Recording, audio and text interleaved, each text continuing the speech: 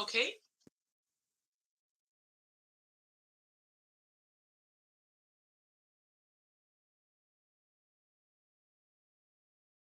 Ready? Whenever you're ready. Okay, just press record and we'll get going. This conference will now be recorded. Okay, if I can get a mover and a seconder, please, to open our council meeting up this evening.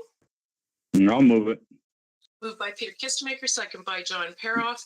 Be it resolved that we do call this regular meeting of council to order on Tuesday, July 12th, 2022 at 6 p.m. Those in favor? Aye. And that is carried. And I'll hand it over to Councillor Stefanik for our land acknowledgement. Go ahead, Drago. Thank you, Mayor. The Council of Corporation Township of Hornepayne would like to begin by respectfully acknowledging that the land on which we gather here today is a Treaty 9, 1905-1906 territory, the traditional lands of Indigenous peoples. As we work toward reconciliation, may we all live with respect on this land and live in peace and friendships with all the diverse peoples. Thank you. Thank you, Councillor Stefanik. Item number 3 is review and note any changes to the agenda. So we have 1 or 2 items to be removed. Item 15.6 and 15.7. If I can get a mover and a seconder, please. Moved by Councillor John Paroff, second by? I'll move it or second it. Second by Peter Kistemaker. Be it resolved that council does hereby approve the agenda as amended. Those in favor? Aye. And that is carried. Item number 5 is disclosure of pecuniary interest and general nature thereof and declaration of conflict of interest. Council, you know that you can declare that now or at any time through the meeting. I don't have any paperwork now, so we will continue on. Our agenda does call for the closed session to be moved at the front of the meeting. So we will be going into a closed session. If I can get a mover and a seconder, please. Moved by Councillor John, second by John Paroff.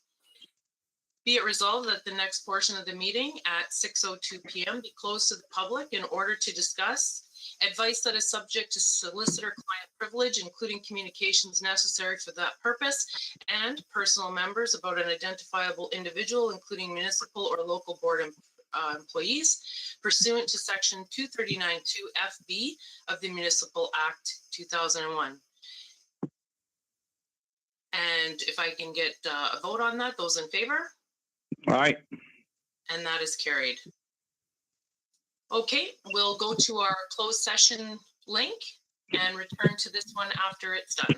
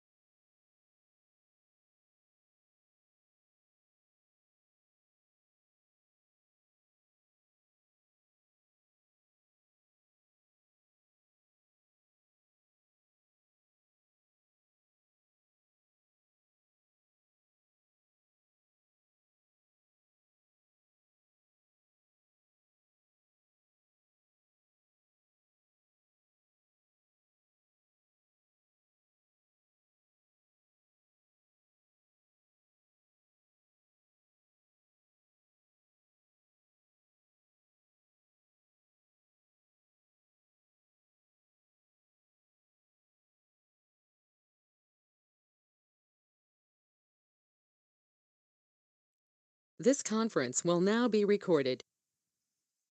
Okay, council, if we can continue, we are waiting for Councillor Peter Kistemaker to come back online, but we can continue on with our housekeeping session items. So if I can get a mover and a seconder to return to open, please. Moved by Councillor Drago Stefanik, second by Councillor John Paroff. Be it resolved that the Council of the Corporation of Township of Hornepayne does hereby return to open council at 7:25 p.m. Those in favor? And that is carried. And I think we have Peter online now as well. Peter, are you back with us? Yes, ma'am. Okay, great. Okay, item number 7, business arising from the closed session. There is nothing to report as of now. We had discussion. This will carry on into the future months. And if there is anything that needs to come to open council from those closed session items, they will at that time when they need to. So moving on to item number 8, adoption of the minutes. If I can get a mover and a seconder, please. Moved by Councillor. I'll move it. Second by Councillor John Paroff. Be it resolved that the Council of the Corporation of the Township of Hornepayne does hereby adopt the minutes of the regular meeting of council held on Wednesday, June 22nd, 2022 as distributed. Any comments on the minutes? Okay, there being none, I put that to a vote. Those in favor? Aye. And that is carried.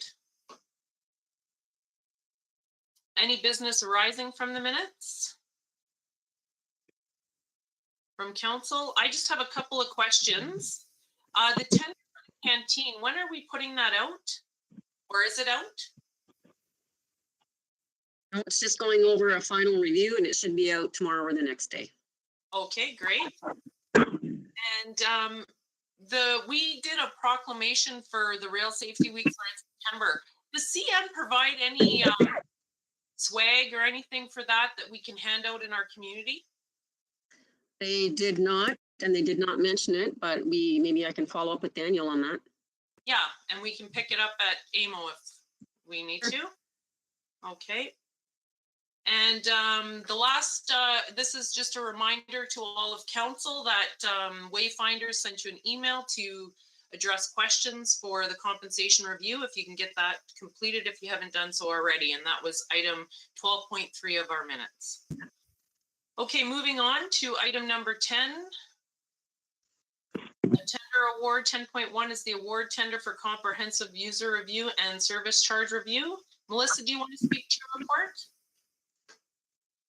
I just have one further item to add, that the proposal came in with 3 references, and I did contact the 3 municipalities this morning, and I received one reply from the city of Sault Ste. Marie that they did a municipal user fee study in 2017, and the recommendation, the reference was a commendable recommendation, and they would go again with the same company if they had the opportunity. Okay, great, great. I'm glad that they did some northern work. Did they have other northern communities that they had worked with? Because that was my only concern with they were a Toronto firm. Yeah, they had mentioned that they worked with others within the Algoma district, and they also said that during the course of their review, they will be utilizing municipalities within the Northern Ontario as well as the Algoma district. Okay, great. Okay, council, do you have any questions or comments for Melissa and the report and the user? So you're satisfied, Melissa, by your recommendation to go with this, even though it was the only proposal that we had? Yes, and I believe Gil is as well. I don't want to speak to you, Gil, but I'm pretty sure that that's what you thought as well. Yeah, I was pleased to see that they were under budget and not, of course, it's public information anyway because it was a grant, but that question was asked and the answer issued in an addendum so that they clearly knew what the grant amount was, which was 40,704, and I believe the total is 33,800 something. So I was really happy with that, and they do look like they're going to be good. And are we allowed to use the remainder of that budget for signage or something else, to documents or things that we'll use that'll come out of the, or does it all have to be for the I think that's something, well, I was thinking about that too. I think that's something we're gonna have to ask about. I mean, the ministry is usually pretty reasonable, so I think if we can come up with something that's logical and reasonable, that they may consider it. Okay, okay. Or even if it's, yeah, or even if it was included within our, this company. Can they provide those services to us so that we can utilize those dollars? If it's all included in their bill? Like a different, like additional work, is that what you mean? Yeah. Like I if we don't, were- I don't, well, I don't see why not, really. I mean, I think we'd have to verify, but I think if it's all the same project and, you know, like the ministries don't ask to see the proposals. Okay. They just want their reporting, right? So of what you've spent. So like, if it's, yeah, I could see that happening for sure. Okay, I'm thinking after the review is done, we're going to have to change up signage out at the airport. There's going to be other areas where their signage is going to need updating, right? Or anything where we display the user fees? Yeah, Okay. yeah, we can look into it for sure. Okay. So is there any further questions or comments for Melissa? If there being none, I need a mover and a seconder for the motion, please. Moved by Councillor Belinda Kistemaker, second by Councillor John Paroff. Whereas the Township of Hornepayne was the successful applicant to the Ministry of Municipal Affairs and Housing MMAH Municipal Modernization Fund Intake 3 Review Stream, Comprehensive User Fee and Service Charge Review, and subsequently issued a Request for Proposals RFP for the provision of consulting services to review current municipal service charges and recommend appropriate and reasonable fees and charges for said services. And whereas the Township of Hornepayne received one proposal submission as follows: Hemson Consulting Limited from Toronto, Ontario, for the amount of $33,855, including HST. And whereas members of the senior management team reviewed the above proposal based on the criteria outlined in the RFP and have identified the proposal from Hemson Consulting Limited as being consistent with the township's desired goals. Therefore, be it resolved that the Council of the Corporation of the Township of Hornepayne, upon the recommendation of the Client Services Manager, Treasurer, CSMT, does hereby accept the tender submission from Hemson Consulting Limited from Toronto, Ontario, in the amount of $33,855, including HST, for the completion of the comprehensive user fee and charge review, and authorizes the CSMT to notify the proponent and to prepare a service agreement for signature in order that the project can proceed. Any further comment on the motion, Council? There being none, I put it to a vote. Those in favor? All right. And that is carried, none opposed. Okay, I look forward to having that complete. Managers' reports, moving on to 11.1. If we can get a mover and a seconder, please. I'll move it. Okay, moved by Councillor Peter Kistemaker, second by Councillor Drago Stefanik. Be it resolved that the Council of the Corporation of Hornepayne does hereby acknowledge receipt of the manager's reports provided at the regular meeting of council held on Tuesday, July 12th, 2022. And our first report is the CAO report. Gail, would you like to speak to your report before I open up for comments or question? Sure, thank you, Mayor Fort. I just have a couple of, well, a few things that have come up that I wanted to add to it. One of them was that the construction company has starting putting down their first layer of asphalt at the airport. So the apron and taxiway are done, and they are starting on the north side of the runway. So they are well ahead of schedule, and we're hoping that the weather stays well and that they will be able to continue this pace. And right now they've said that they've got their line painter lined up for July 25th. So we're still ahead of schedule. So that's good news.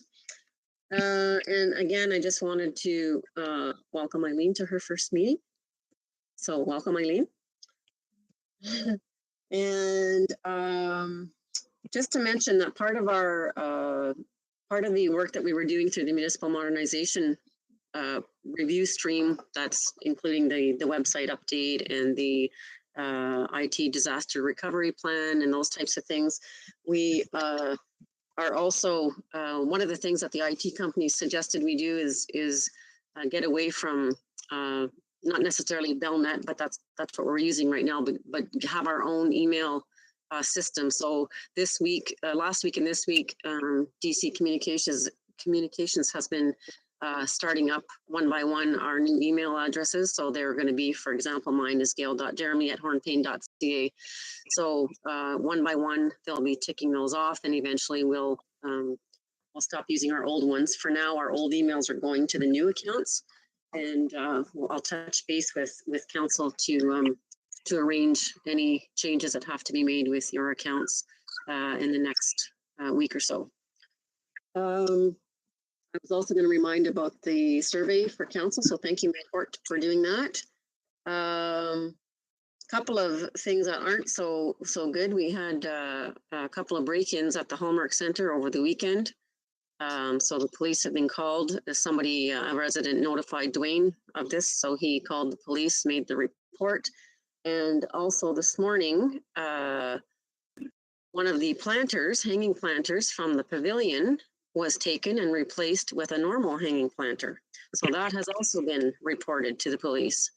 So I don't know what's going on. Very, very disappointed about that. And the only other thing I wanted to add was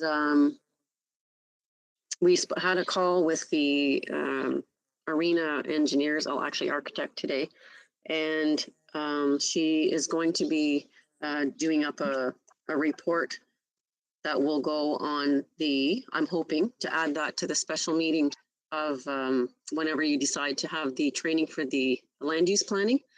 And they'd have a report on there and can also attend to answer any questions, which is with some preliminary numbers. They're going to break down what each potential renovation would cost, what a couple of options for the addition, and just talk a little bit about how the energy audit, hopefully it'll be done by then, will fit in.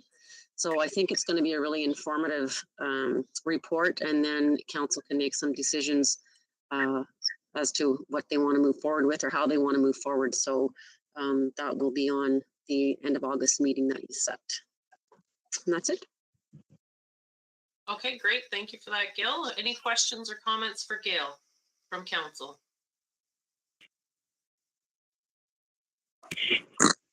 Okay, I just have a couple, Gail. I want to, I'm glad to see that we have hired a successful applicant for the rural revitalization coordinator's position.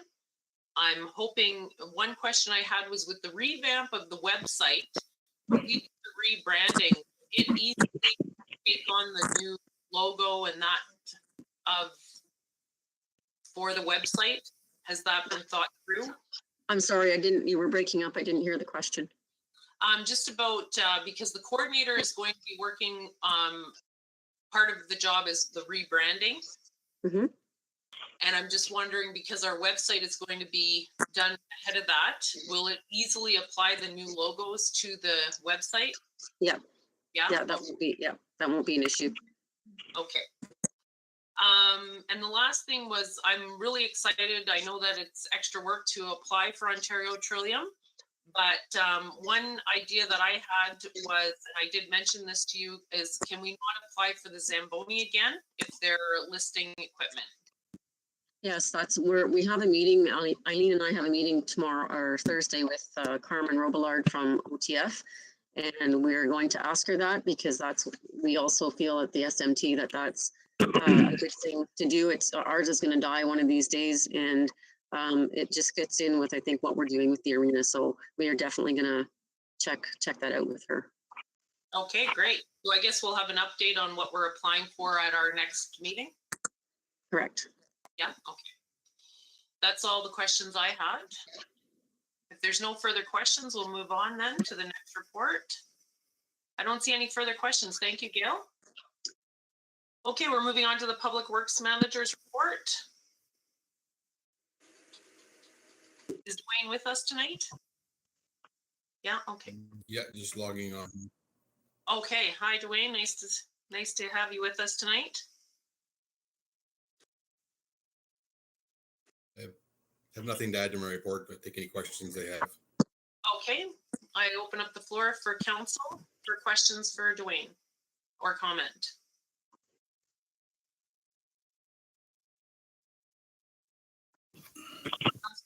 Or Sarah, go ahead. Councillor Stanek, you're okay. Go ahead. I couldn't hear you. Okay, thank you.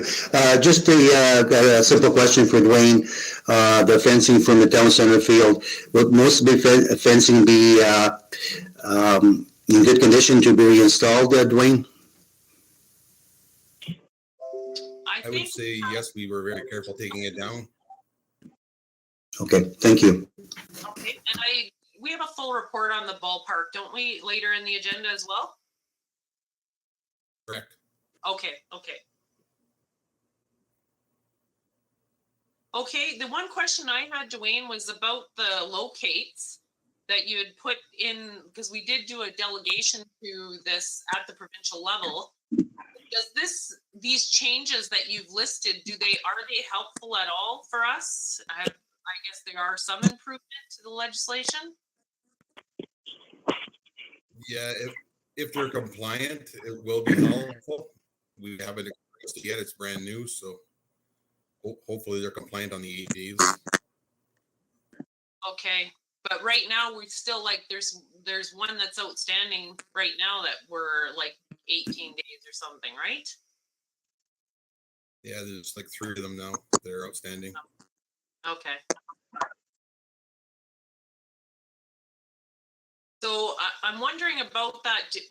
What's our follow-up? I know in the background, the deputy clerk's been working on this, but we need we need movement. We're basically pouring water, like money into the ground when we don't have the locates and we can't react quick enough. So I'm just wondering from our perspective as what's our next steps? Like we've done the delegation and then we're supposed to work back and forth with them. But did we set a timeline on when we'd follow up again if we didn't have a reaction? I don't think, I'm sorry, I don't think so, but I can get Deputy Clerk to reach out to the parliamentary assistant again. Yeah, let's do that, and let's find so that we get some movement, because this, especially with what's coming up in the next few years, it has to be changed. We need a northern representative, somebody closer. Well, we provided them with 4 pretty good suggestions. So I think, and they're reasonable. They make sense. So, hopefully we can encourage them to implement them. Okay. Okay, that was all my questions. Any further questions or comments for Dwayne, the Public Works Manager's report? Okay, there being none, Dwayne, thank you so much for your report. Good luck out there. Thanks. And I put the motion to a vote to acknowledge receipt of the reports. Those in favor? Aye. And that is carried. None opposed. Okay, moving on to correspondence action items. We have the report from Pension. If I can get a mover and a seconder, please, and then we'll open up for discussion.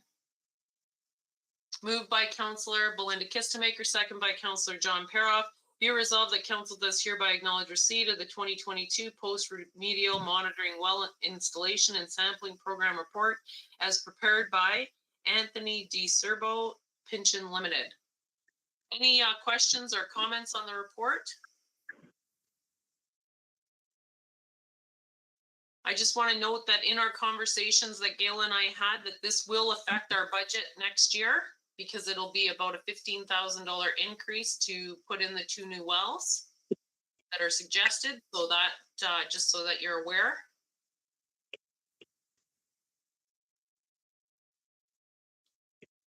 Okay, if there's no further discussion, questions, or comment, I'll put the motion to receive, to acknowledge receipt to a vote. Those in favor? Aye. And that's carried and opposed.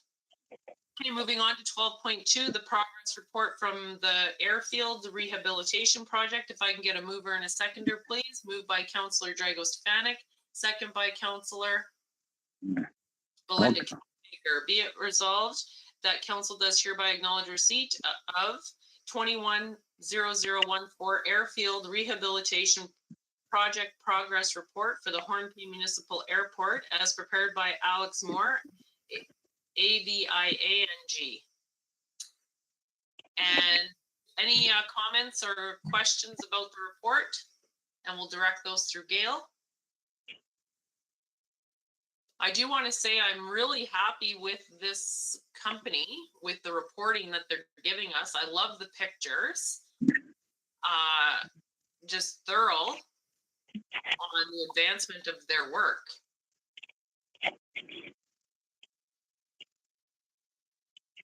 Okay, if there's no questions or comments from council. Okay, I put the motion to a vote to accept the report. Those in favor? Aye. And that is carried. Moving on. 13, correspondence information only. If I can get a mover and a seconder, please. Moved by Councillor John Paroff, second by Councillor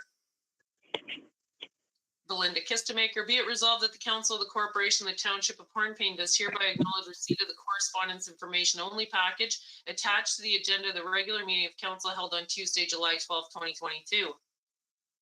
I want to say congratulations for the successful application of money for the asset management program from FCM to all of the staff involved.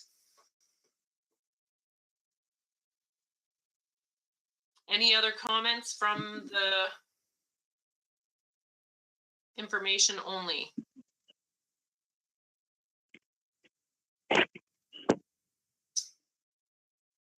Okay, there being none, I put that motion to acknowledge receipt. Vote, those in favor?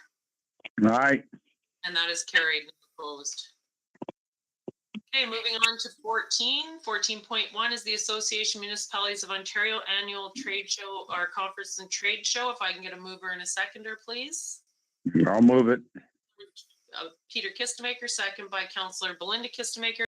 Be it resolved that the Council of the Corporation of the Township of Hornepayne does hereby approve the expenditures to be incurred by the following to attend the 2022 Association Municipalities of Ontario AMO Annual Conference to be held Sunday, August 14th to Wednesday, August 17th, 2022 at the Shaw Centre and Westin Hotel in Ottawa, Ontario.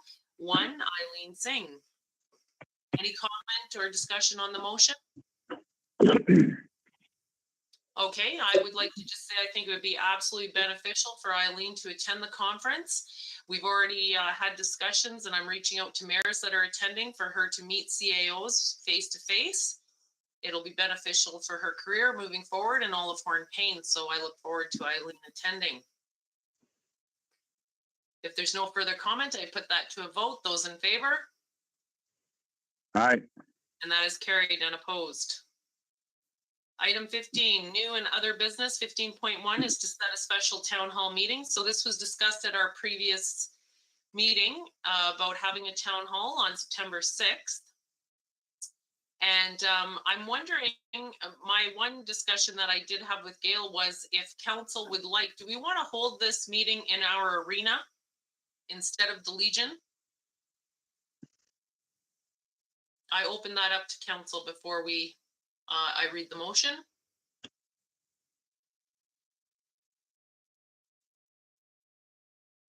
Any discussion from council? Does it matter? I just thought we're going to be doing renovations up there. It might generate interest, get people into the arena. We'll be having, I believe in October, we'll be having our first consultation on the arena.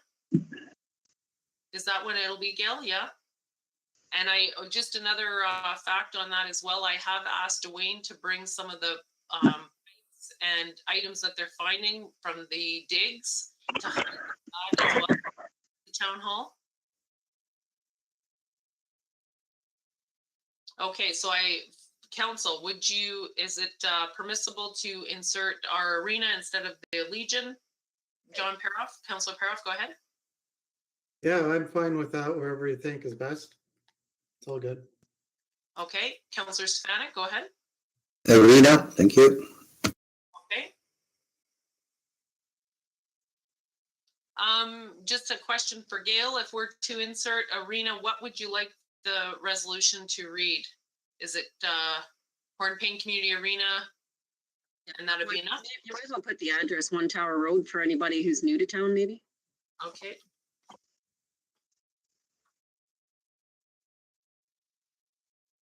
And it'll be on the ice surface, I guess, or where the ice usually is? Yeah, I was thinking to just sort of set up half the surface and set some tables up for council and set some chairs out, have some refreshments. Okay. Okay, if I can get a mover and a seconder, sorry, just before I put the motion, the time is going to be, what time do we usually have town halls? I don't remember if we've kept it at 6. I'm thinking it might have been at 7. Drago, do you remember? 7 p.m. 7? Okay. So we'll continue with 7. Okay, if I can get a mover and a seconder then, please. Moved by Councillor Belinda Kistemaker, second by Councillor John Paroff. Be it resolved that the Council of the Corporation of the Township of Hornepayne does hereby set an in-person special meeting of council on Tuesday, September 6, 2022 at 7 p.m. at the Hornepayne Community Arena, 1 Tower Road, Hornepayne, Ontario, for the purpose of town hall meeting. Any comment on the motion? Being none, I put it to a vote. Those in favor? Aye. And that is carried, none opposed. Item 15.2 is to set a special meeting of council and staff training session, land use planning. And I'll let Gail to speak to this first. Sure. So Michael Wildman, Municipal Government Wayfinders, is going to do some training in a closed session for council and staff on the land use planning documents so that we can administer them properly. So he's available the end of August if council is available to do that. And also, as I mentioned earlier, I would like to also have the arena architect come and present a report to council as well at that meeting. Okay, so which date are we looking to insert then? So do you want 29th, 30th, or 31st of August? Do any of those work for you? I would prefer the 29th or the 30th, council. That's a Monday or a Tuesday out of those 3 dates for myself.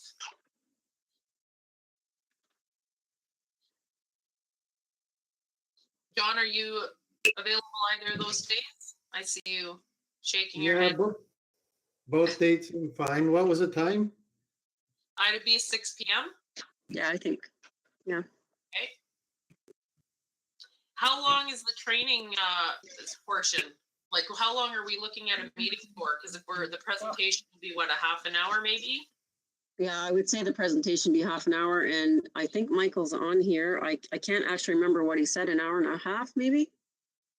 Okay, so we're looking at about a 2-hour meeting? Yeah, 2-ish. Okay.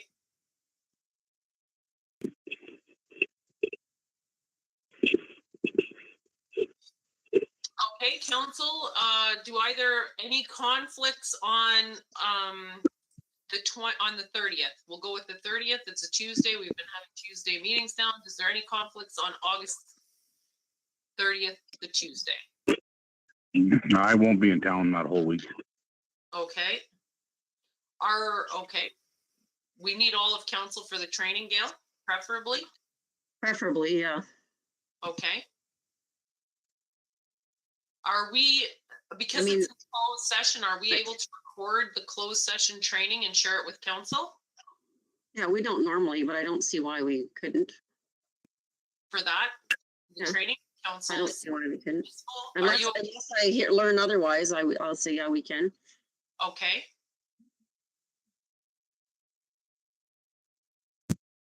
Peter, what is your preference? Would you us pick a different date so that you can be there? Or would you watch the recording? I think I'd be better that watch a recording. That way it wouldn't affect the everybody else. Okay. Councillor Stefanik, is August 30th good for you? Yes? Councillor Kistemaker Belinda?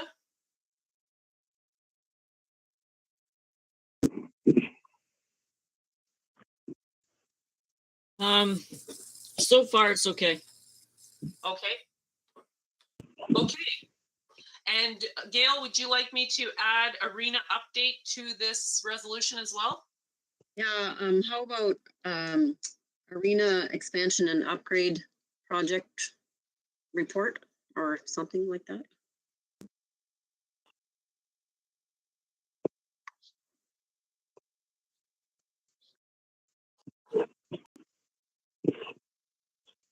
That was arena expansion and upgrade report, Project report? project report. Okay, definitely. Okay, if I can get a mover and a seconder, please. Moved by Councillor Drago Stefanik, second by Councillor Belinda Kistemaker. Be it resolved that the Council of the Corporation of the Township of Hornepayne does hereby set a special meeting of council on Tuesday, August the 30th, 2022 at 6 p.m. in a virtual meeting room for the purpose of council and staff training session, land use planning, and arena expansion and upgrade project report. Further comment on that motion? There being none, I put it to a vote. Those in favor? Aye. And that is carried. Okay, item 15.3 is the ball field relocation. Dwayne, would you like to speak to your report before I open up for questions or comments from council? I have no further information that I haven't put in the report already. That's all we have so far. Okay. I have a couple of questions. Are we able to move forward with the ball field relocation without doing the fencing right away? Because I'm concerned about getting the, if we're going to do an irrigation system and the grass to be growing so that it can be used by our community, I would hate to see us go like 3 full years without a ball field, because that could possibly happen if we don't get it started this year. Because we're not going to have, we didn't have it. I can't see why not. We have no numbers. Okay. Because the other thing too is Can't see why we can't go forward. We have no numbers yet. Sorry, what? We can go forward or we can't? I cannot see why we can't. There is, we don't have any numbers for what it costs to actually prepare the field yet, but. Okay.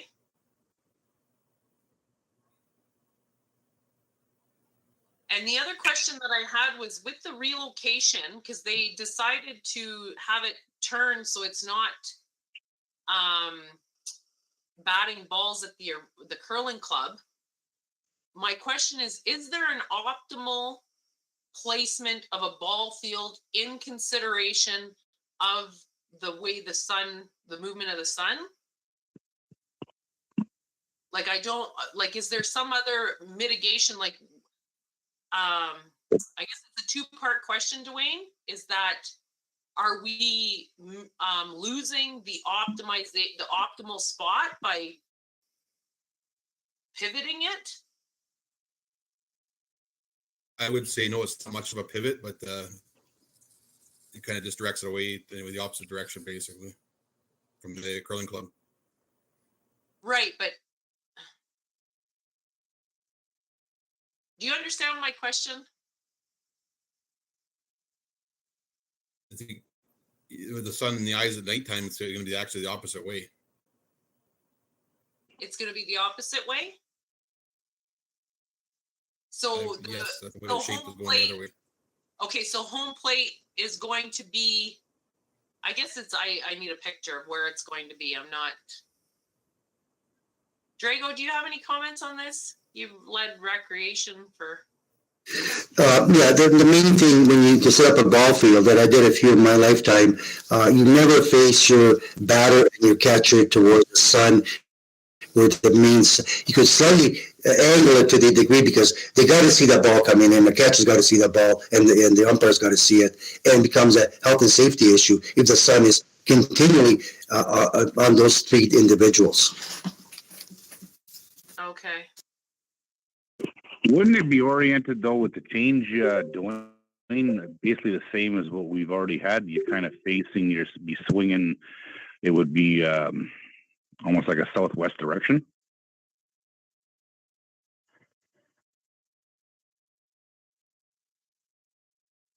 Dwayne, are you frozen? If that was directed towards me, I missed part of that conversation. I was just saying, where they switch it, are they still going to? The way I understood it, it was going to be basically you're going to be swinging from home base the same way as direction as the ball field that we've had currently. That kind of like if you picture going home base directly to second base is pretty well in a southwest direction, kind of putting the sunset on a, not a 90-degree angle, but close to it.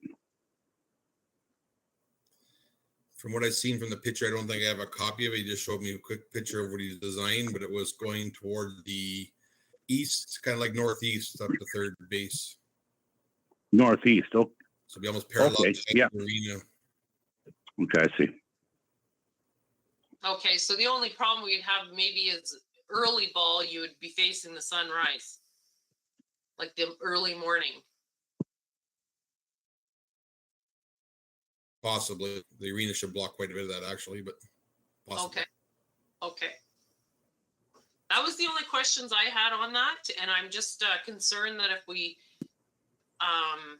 and I'd like to see us reutilize our fencing if we can come up with a different project on that. Like if we take it out of this, because 130,000 for fencing, like that just blew me away. Do you have any other recommendations? Are you looking at other areas, Dwayne? Or Gail, I saw your hand. Would you like to speak to this, Gail?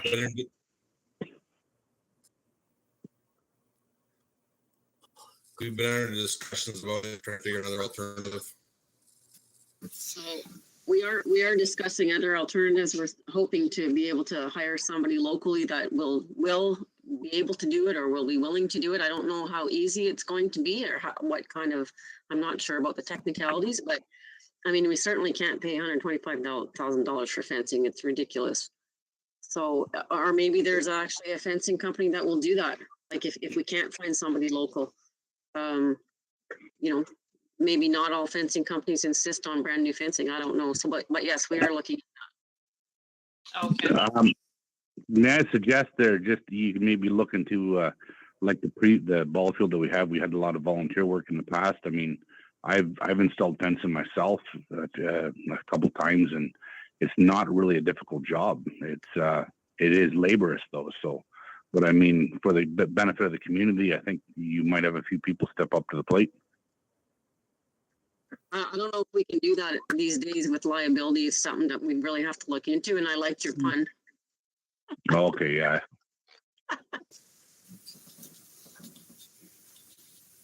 Okay, is there any further?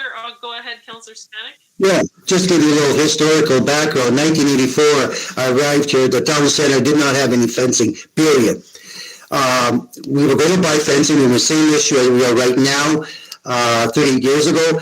What we did, first 7 years, we put up a snow fencing as a home run fence, and it worked well. It wasn't fancy, but that's what we had, and that's where it was for first 7 years till we got some funds through a grant, and we put up a fencing at the town center. So that was a historical speaking. Thank you.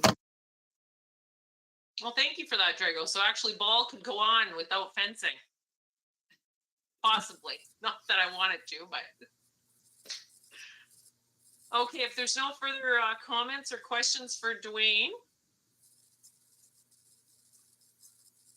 Okay, I don't see any. I need a mover and a seconder to acknowledge receipt of the report. If moved by Councillor. I'll move it. Peter Kistemaker, Councillor, seconded by Councillor Drago Stefanik. Be it resolved that Council does hereby acknowledge receipt of the PWD 22-09 baseball field project update as prepared by Dwayne Goodrow, Public Works Manager. Final call for question or comment to the report or the motion. Okay, there being none, I put it to a vote. Those in favor? All right. And that is carried, none opposed. Thank you, Dwayne. And I look forward to hearing another report. Okay, 15.4 is the biannual service delivery review report. Gail, would you like to speak to your report before I open for question or comment from council? Thank you, Mayor Fort. I don't have really too much to say. I just want to say that I'm pleased with our progress. We've done a lot. We've got a lot of projects that are going to wrap up, some before the end of your term, but some more before the end of the year. We're a long ways through a lot of them, and that's a really good feeling. And just to thank the staff for their dedication, their hard work, their time, their commitment, and their belief in what we're doing, because they truly have all of this right in their hearts, and it really shows. Well, it's just amazing at how much has been done, considering we had over 100 recommendations at the beginning of it. So I do have one question about, I see your mic is unmuted. Belinda, did you have a question, Councillor Kistemaker? No, I'm sorry. Oh, okay. I just had a couple of questions was, when do you see the final report coming from this service delivery review? And in your opinion, when do you think we should be doing our next service delivery review? Well, I think looking at, there's a few items that are still not started on there, and I think probably the end of 2023 could be the final report on that. And then maybe the second halfway through the term of the next council would be maybe a good time to do another review. Okay. So in 2024. 2020, yeah, like the end of that, beginning of 2025 is what I'm kind of thinking. Okay. Any other questions or comment for Gail on the service delivery review report? Okay, I'm not seeing any. If I can get a mover and a seconder for the motion, please. Moved by Councillor Belinda Kistemaker, second by Councillor Second it. Peter Kistemaker. Be it resolved that the Council of the Corporation of the Township of Hornepayne does hereby receive staff report number CAO-SR 2022-13, biannual report on service delivery review recommendations as information at the regular meeting of council held on Tuesday, July 12th, 2022. Any further comment or question on the report? There being none, I put the motion to a vote. Those in favor? Aye. And that is carried. It seems to me that it seems like such a lot of work, and then we just spend, a couple of minutes discussing it. But thank you, staff. Okay, moving on to 15.5, hybrid meetings.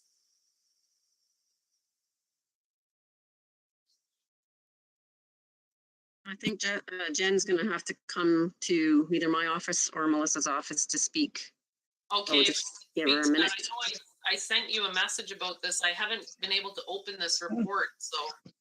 Oh, I did send it by email to council after I got your message. Oh, did you? Sorry, Gail. I guess you didn't see the actual message that I sent the email, but it's, yeah. Okay, I have it here.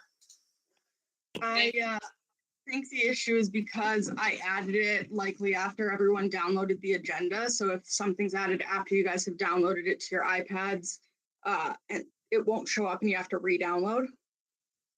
Okay, thank you. Jen, you're okay to go ahead and speak to your report? Yeah, so I'm not sure where to start this. I know we've been trying to get hybrid or in-person going for a little while now. And it turns out that our setup in council chambers was initially created for live streaming in-person meetings, but does not have adequate capabilities for hybrid meetings.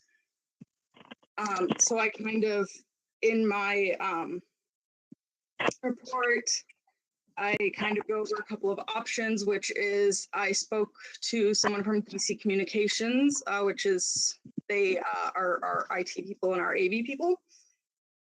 And they said it would cost, I have a quote here for $15,998 plus HST to get the equipment to be able to do hybrid videos. Alternatively, they could come here and try to make our equipment work for hybrid videos, but it's not ideal. Every time that I've done test streams so far, trying to use our current equipment to run hybrid meetings, there's been just new errors every time and new issues. So that would still be $3,000 to $5,000 approximately. They didn't give an exact quote for that one. Another option that I was thinking of, it is not a requirement to be hybrid. Councils can decide whether or not to be hybrid. They can decide whether or not to offer virtual at all. It's totally up to council. So if we wanted to, we could just do in-person meetings live streamed the way that they were before, and alternatively offer virtual meetings, like fully virtual like this, if we have, let's say, deputations or presentations from out of town. So a presentation from like one of our consultants, for example, where they're just giving an update, things like that. So we could do virtual meetings for that. But yeah, that's kind of what I have so far. Okay, I think initially from council's perspective, I just want to get everyone's feeling is that we definitely want to have streamed meetings. We went through that. We don't want to go back on that. And that we do want to offer hybrid that people can participate when they're not there. My question to you, Jen, is there not a way, to me this sounds very expensive. Like, is there not, because right now we're having a virtual meeting and we're uploading to YouTube. And if we want to sit in council chambers, we're saying we need more equipment that's to the tune of 16,000 to be able to do this and have somebody present. Still, it all look like it's looking right now. Is that what I'm getting? Yeah, so it would be similar in the setup. So a gentleman from DC Communications was originally supposed to be here for this meeting, but he got stuck doing a work thing. So I'm going to explain to the best of my abilities because I was banking on him explaining this. But it would be essentially making council chambers its own virtual room. So it would be its own screen. And anyone who joined in would see just all of council chambers. Right now, our cameras and our microphones can't connect to a stream in that capacity. So we would need significant software upgrades as well as some hardware upgrades in our like audio mixer and video mixer. So that's where the issue is, because we have like the fancy microphones and the fancy camera, but at this point it wouldn't be able to be integrated into a hybrid meeting. Okay, so all of that equipment, sorry, council, I have questions here. All of that equipment can't be just put on one account so that it's its own account? Like that, to me, just like we have superb equipment down there. We do. It's just the way that it was set up. So for example, it's the video mixers and audio mixers have specific capabilities that work for live streaming, but don't work for hybrid. So to be able to add those videos together and have them, for example, in a virtual meeting room, we don't have that capability. Our software doesn't allow for it.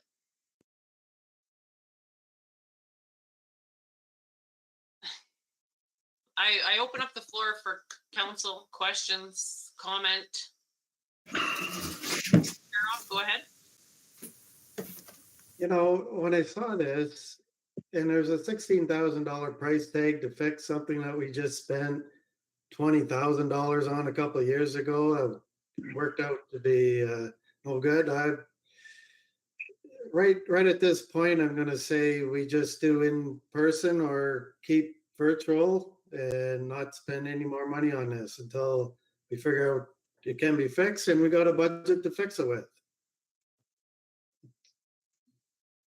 Okay, Councillor Spanik, you have a comment? Yeah, I think it worked well before. I mean, when we have deputation, the deputation will have to be live in the council chambers, and that's the way it's going to be prior to pandemic, and it worked well, in my opinion. So I think we just continue for cost involved. Yeah. I'm wondering wondering, can we not live stream our meetings like when we're in person? We can live stream. Can we not have just a camera with a microphone that is installed that hooks into a meeting? So we're doing the virtual and the live stream at the same time? We did try to look into that, but first of all, it's very, very complicated. Because our microphones are hooked up to a separate mixer. So Yeah, our video okay. wouldn't be the same. Just a second, you're misunderstanding me. I'm saying we use the live streaming equipment in our council chambers for in-person camera for meetings. We, like Councillor Stefanik is saying. But at the same time, if someone wanted to tune in, like say if I wanted to, at AMO, we had a meeting, say, and I want to come on virtual, that we have a virtual meeting going as well, and the council chambers just has a camera that's hooked to a computer that's picking up the council chambers, not integrated into that system. The issue with that would be that everyone seeing the live stream would not be able to see the person who is virtual or hear them. So people in council chambers would be able to, but the live stream would not be able to see or hear the person who is virtually participating. Unless they were on the phone, because if they're on the phone, they can hear, right? If there's a microphone set up to it and if it works out, it's hard to say because sometimes there's feedback. I would have to test that. Okay, well, I'm with Councillor Paroff and Councillor Stefanik that I don't want to spend any more money, and I think there's a better solution. I think there is a more cost-effective solution than what we have, than what's listed here. And if you prove me wrong, then you prove me wrong. But go ahead, Councillor Kistemaker. Belinda? If we were moving into a new building, then maybe that new building would be able to, you could adapt in this, the new technology. Otherwise, I wouldn't want to spend the extra money. Exactly. And next year, we're going to have to make decisions on where council's going once the library goes. We're going to have decisions to make. Are we going back into old council chambers? Go ahead, Jen.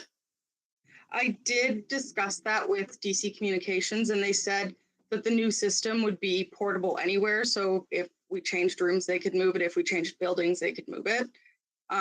So there is that, but once again, I don't know a whole lot personally about that form of technology. So I can't speak to all of the options that they have other than what I've been told.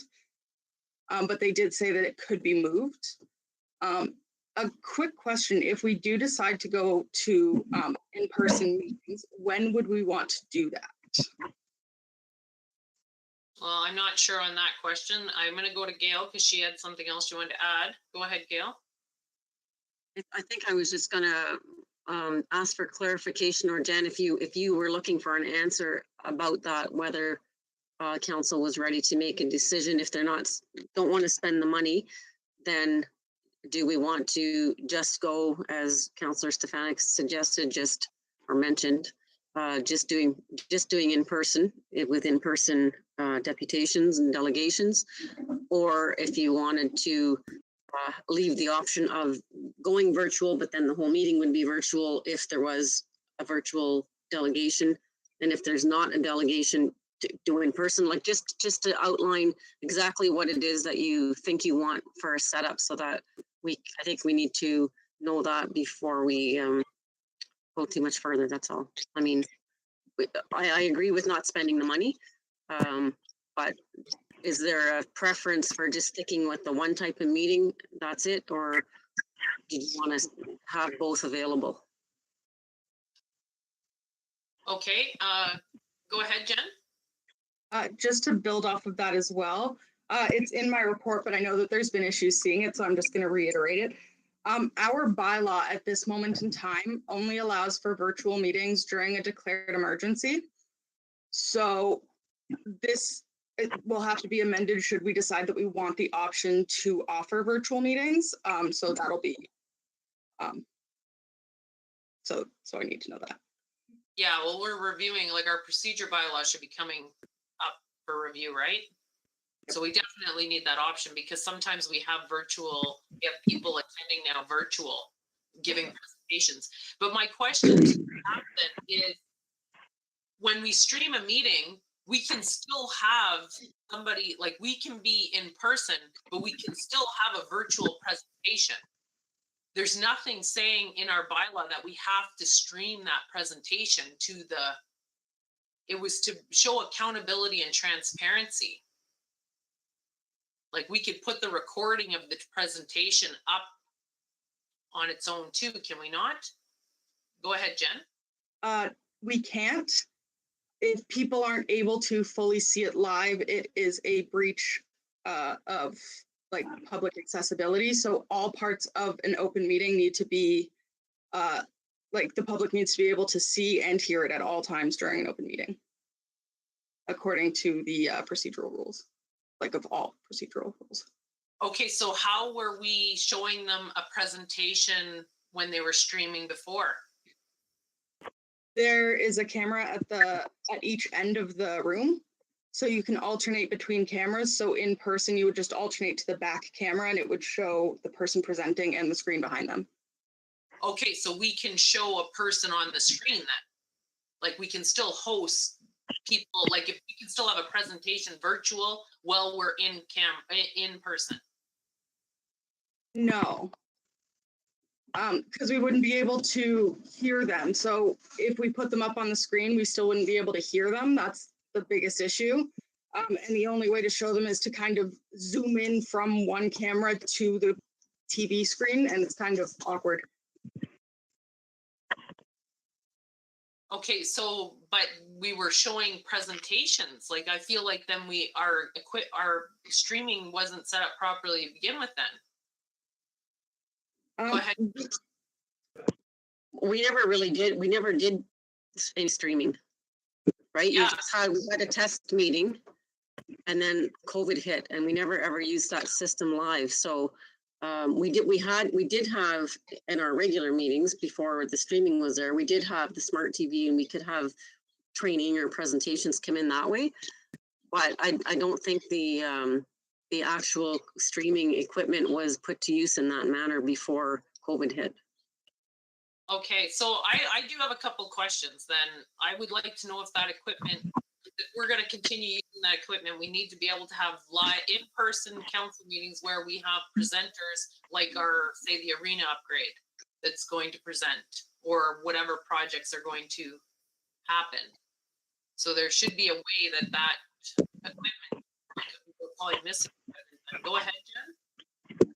So with our system, we can have in-person presenters because we do have portable microphones that are not plugged in, but are just battery powered. Yeah. So for in-person presenters, they can take that microphone, turn it on, put it on the table in front of them, and then the stream can hear them and everyone can hear them.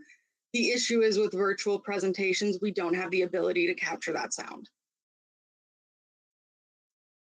Okay, go ahead, Gail. So I see what you're getting at though, Mayor Fort. You're looking at having a completely different method. Doesn't have to be a system, a method of having somebody call in that can still be seen and heard by the whole meeting, whether you're in person or virtual. Yes. That's got nothing to do with the system that we have downstairs at all. So maybe, and Jen, maybe you've looked into all of those options already, but maybe there's an option that's less complicated than we're thinking. Maybe there's just a simple option of using simple equipment as a method, as opposed to having a whole other system or integrating systems. Now, I don't know, but maybe we can look into that a bit more and see if there's something that we've missed. Maybe talk to some other people and because we really don't have the answers here tonight about that. Okay. I'm wondering if council, do we want to defer this right now? And are we at a point where we want to make a decision? I would like to see us, like, into the future. I think Hornepayne needs to be able to have hybrid meetings where if our councils are wherever they are, if they want to participate, they can fully participate at the meeting, but we want to host in-person meetings. So maybe for now, council, do we want to go back to in-person meetings and we're going to stream? But then if we have a presentation, for now, we're going to have it virtual. Does that give you enough direction, Gail? Yes, sorry, the train going by, but in the meantime, then we can still, you hear me? Not really. So in the meantime, we can still look into maybe some more simplistic option that that could make us go hybrid without having to spend this extra money and get extra equipment that who knows what will need to be changed or upgraded a year from now on that as well. Yes. So council, I open up the floor. Are you okay to continue with virtual meetings? Would you like to go back to in-person meetings?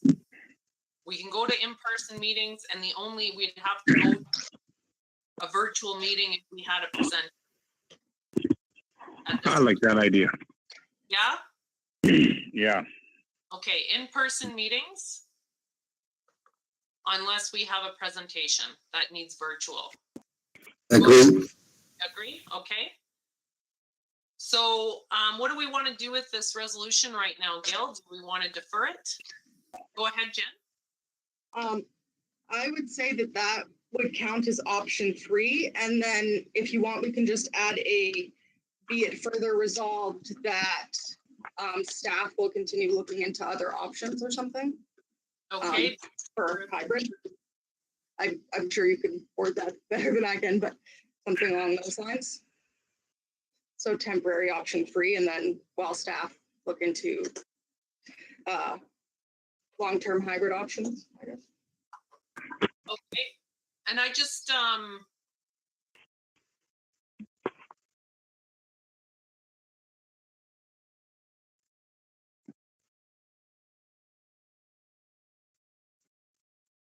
okay, so it'd be option 3. And be it further resolved that staff will continue investigating further options. Further options for financially feasible hybrid Meetings. methods for hybrid meetings or something like that.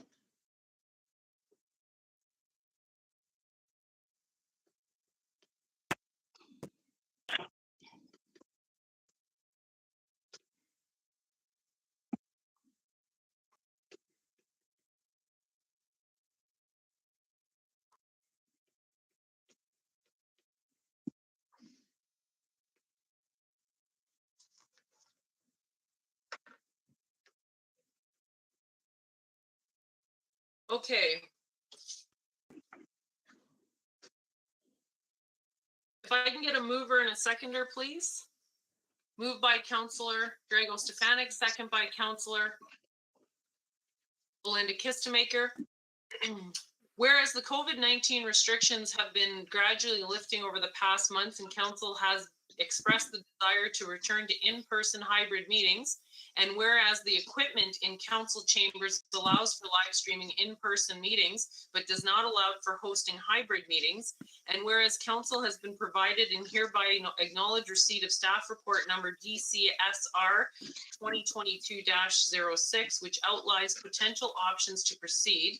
Therefore, be it resolved that after consideration and discussion, the Council of the Corporation of the Township of Hornepayne does hereby choose to proceed with the following option. Option 3, fully in-person, fully virtual when required. And be it further resolved that staff will continue investigating financial feasible hybrid meeting options to bring to council with a further update. Did someone grab that last portion of that motion? Jen, did you get that? Sorry. That it capture everything, Gail? I think so. Okay. Okay, I put that to, if there's no further comment from council, I put that to a vote. Those in favor? Aye. Okay, and that is carried. So our first in-person meeting then may be the 20th of September. We'll do the town hall. Well, there's a meeting on August the 9th. Okay, and there's no, oh geez, you know what? I don't have that in front of me. I can't answer that. okay. Gail will let us know whether we have a presentation or not ahead of the meeting to let you know whether it'll be in person or not. Okay, so we're on 15.6 council committee updates. Updates from council. I open the floor to anyone that has updates. Councillor Stefanik, go ahead. The PHU Pork Health Unit board meetings will resume in September, live in person. Library board, I'm also hoping in the fall, September, we're going to go in person as well. So I'm looking forward to those meetings. Okay, great. Councillor Peroff? No update, okay. No, I have no update. Okay, Councillor Kistemaker, Belinda?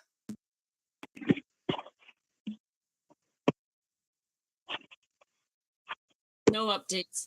No updates, okay. Councillor Kistemaker, Peter? I have no updates at this time, Madam Mayor. Okay. My only update is we're preparing for the AMO conference, and to let Councillor Stefanik know, I have reached out to CN, and hopefully we'll be able to introduce Eileen to Daniel Salvatore and have a good lunch. He's anxious to see you, Drago. And we also are looking at possibly setting up a few other meetings, so I'm hopeful for that. And I think that's all the updates right now that I have. So we'll move on, if there's no further updates, to 17 bylaws. Okay, 17.1 is bylaw 1937, the transfer payment for our water distribution upgrades. If I can get a mover and a seconder, please. Moved by Councillor John Peroff, second by Councillor Belinda Kistemaker. Be it resolved that bylaw number 1937 being a bylaw to enter into a transfer payment agreement between the corporation, the Township of Hornepayne, and Her Majesty the Queen in the right of the province of Ontario as represented by the Minister of Infrastructure regarding the Investing in Canada Infrastructure Program, ICIP, Green Stream for Hornepayne Drinking Water Distribution System upgrades to be hereby read a first time and second time and considered read a third time and finally passed. Any discussion on the bylaw? There being none, I put that to a vote. Those in favor? Aye.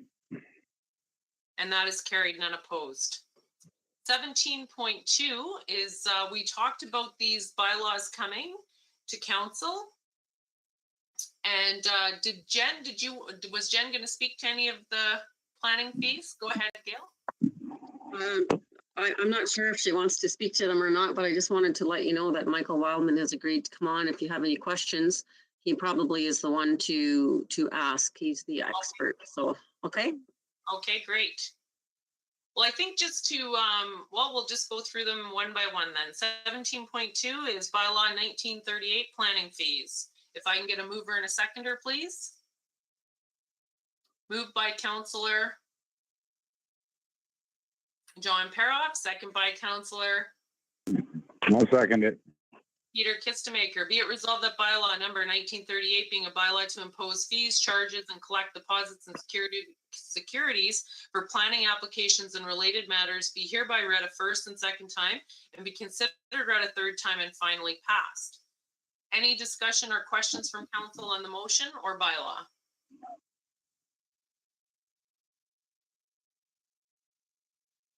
Okay, the only question I had was this is standard, this falls amongst our standard regulation where we have, now it'll be in place for a year. We can't adjust it until a year has passed.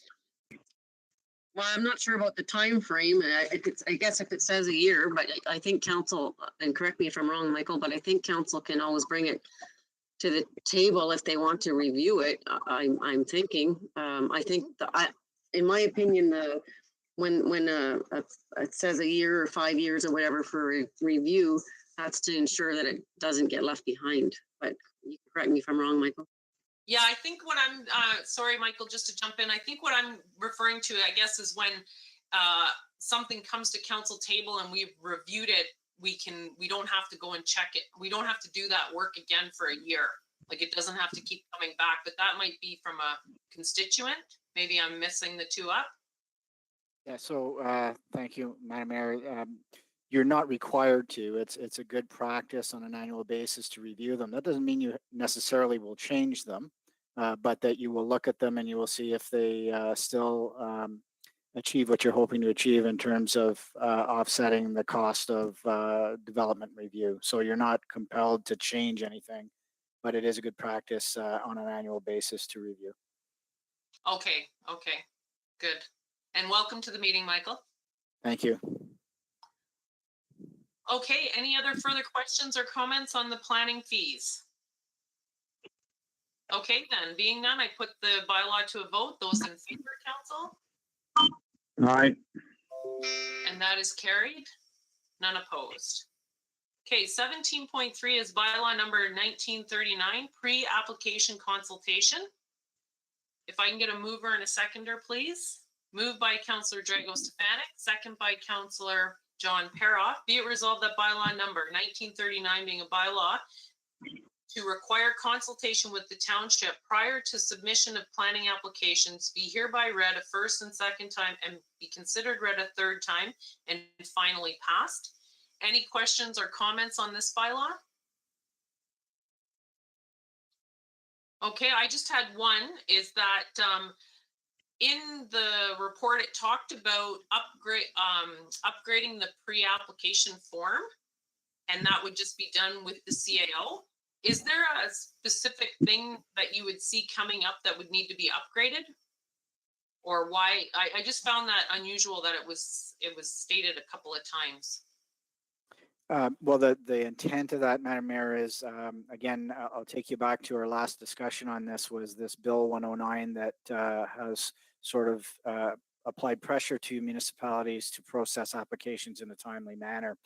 And you can imagine that if you wanted to adjust a planning application, even just in a minor way, if it had to rise to council each time to get processed, you could find yourself in that position of having to refund planning application fees because of some sort of procedural delay. So the intent there is just to make it clear that for efficient operation and receiving information on a timely manner, if it makes sense for the CAO to make an adjustment to the form, maybe that's because something happened at the provincial level where a new detail is required, or perhaps another bylaw that affects this has been passed by council. The CAO can do it administratively, and it doesn't have to sort of run up the flagpole for something such that would generally be considered minor, because these are just application forms just to collect data. Okay, thank you for the clarification. Any other further comments or questions about the bylaw? Seeing none, I put it to a vote. Those in favor, council? Aye. And that is carried, none opposed. Okay, moving on to 17.4, bylaw number 1940. If I can get a mover and a seconder, please. Moved by Councillor Belinda Kistemaker, second by Councillor John Paroff. Be it resolved that bylaw number 1940 being a bylaw to delegate the administration of forms for planning applications be hereby read a first and second time and be considered read a third time and finally passed. Any discussion on the bylaw or question from council? Okay, there being none, I put that to a vote. Those in favor? Aye. And that is carried, none opposed. Okay, bylaw number 1941, site plan control. If I can get a mover and a seconder, please. Moved by Councillor. I'll move it. By Councillor. Would you second it, Peter? Yes. Okay, second by Councillor Peter Kistemaker. Be it resolved that bylaw number 1941 being a bylaw to designate the entire township of Hornepayne as a site plan control area and appoint an authorized person for site plan approval be hereby read a first and second time and be considered a third time and finally passed. Any questions on the bylaw or the motion? Okay, council. I'm not seeing any. I'll put it to a vote. Those in favor? Aye. And that is carried, none opposed.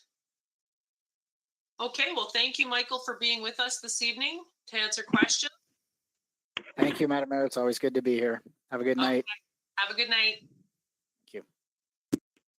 Okay, moving on, council, we're on 19 for adjournment. If I can get a mover and a seconder for the confirmatory, please. Moved by Councillor Belinda Kistemaker, second by Councillor John Paroff. Be it resolved that bylaw number 1942 being a bylaw to confirm the proceedings of council at the regular meeting held on Tuesday, July 12th, 2022, be hereby read a first and second time, considered read a third time, and finally passed.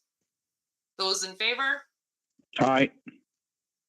And that is carried. And finally, our adjournment, if I can get a mover and a seconder, moved by Councillor Belinda Kistemaker, second by Councillor John Paroff. Be it resolved the council does hereby adjourn this regular meeting of council held on Tuesday, July 12th, 2022 at 41 p.m. Those in favor?